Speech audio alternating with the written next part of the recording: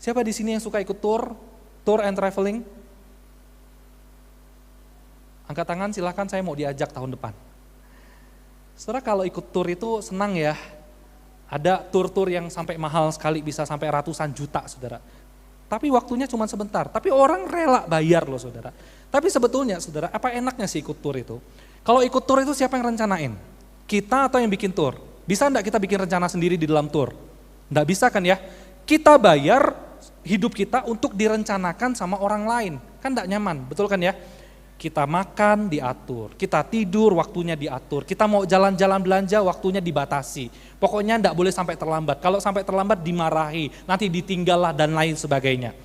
Saudara lihat ya, tapi orang tetap aja mau bayar mahal untuk pergi ikut tur. Kenapa? Karena supaya senang, ya toh?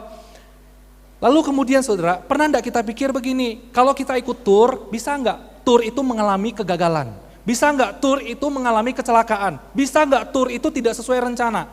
Beberapa orang saudara ikut tur ke Israel. Ternyata sampai di Israel tidak sesuai rencana. Ada perang lah dan lain sebagainya. Sudah bayar loh uang kembali? No. Tapi orang tetap rela bayar harga.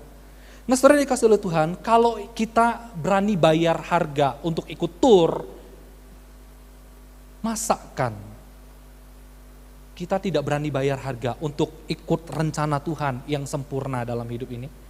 Kalau kita berani bayar mahal untuk tur yang bisa gagal aja saudara, yang tidak mungkin sempurna, masakan kita tidak berani bayar harga untuk melakukan kehendak Tuhan yang sudah pasti, sempurna, dan tidak akan pernah gagal dalam kehidupan ini?